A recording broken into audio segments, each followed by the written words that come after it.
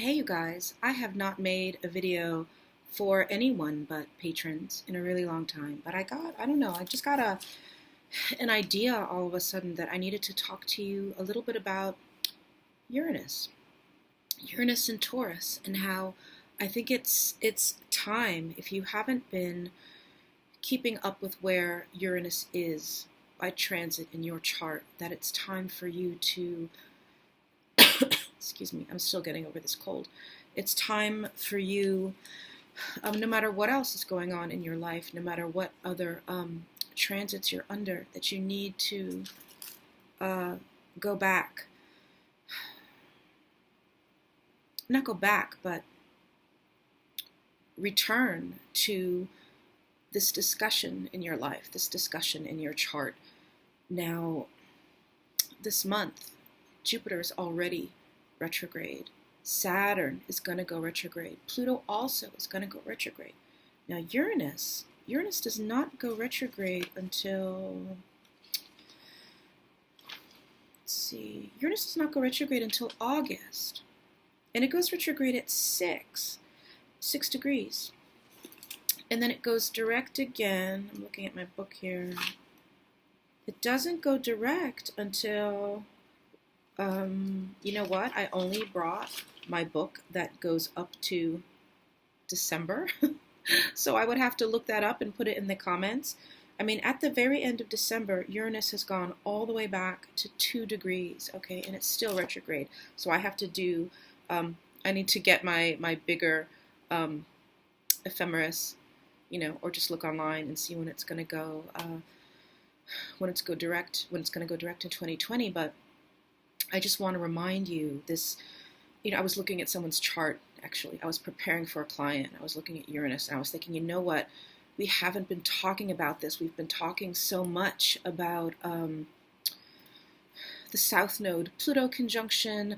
On Twitter, I've already started talking about the July eclipses, because I'm very obsessed with the eclipses in general, but also the ones of this year because they affect my chart. So already I was tweeting of how, it's never too early to have your eclipse freak out. And I feel like with everything that's been going on in our lives and in our charts, everything, especially, actually, I was going to say especially and single out some signs, but I don't even want to go there. I'll just say that we don't want to forget Uranus. We don't want to forget that Uranus is in Taurus, and this is a brand new cycle for us all. And will get to 6 degrees. So let's see, where is it right now? Back to the book. You can't, right here. Back to the book with its tiny print, because you want to keep track of this. I mean, I'm just here to tell you. I'm just here to remind you that this is so major. This is such a big deal.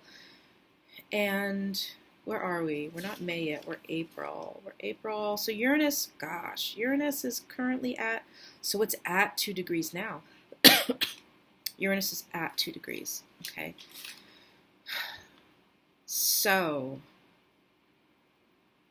you want to check your chart. And I would like to emphasize the positive, for once. I want to emphasize the positive, that if you have planets in Virgo, if you're Virgo rising, or Capricorn at the very early degrees, this is a time of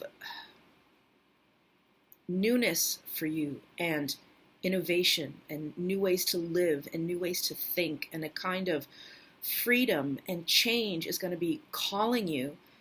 And, I was talking to a friend the other day where we're traded readings, and I did him first, and his life, there's some upheaval going on, and he was talking about friends, well-meaning friends who may say, yay, a new start, and he's like, no, I don't want a new start, because he's a Taurus. Some of us sort of run into the fire, consciously or unconsciously, we run into the fire for that new start, and then, some of us are, we don't want it. We just want to hold on and grasp some kind of, firm, basic stability. But Uranus, if you've got, again, focusing on something positive, that freedom in the early degrees of Capricorn and Virgo, if you are one of those people that Uranus is going to be giving trines to, freedom is going to feel better than it ever has. Newness, these, fresh starts are going to feel better than they ever have. They're not going to be as scary. There's going to be, I want to say, and we don't usually talk about stability with Uranus, of course, but there's going to be a kind of solidity, something very solid, something very secure about what Uranus is going to be doing for Virgos and Capricorns in particular.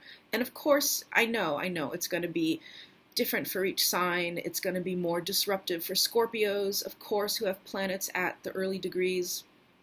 Same thing with Taurus. It's going to be more disruptive because that's going to be the conjunction, it's going to be the opposition for Scorpio.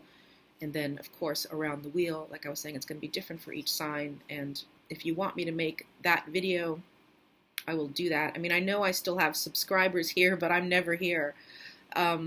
Everything goes up on my Patreon. Okay, so I'm going to stop for now.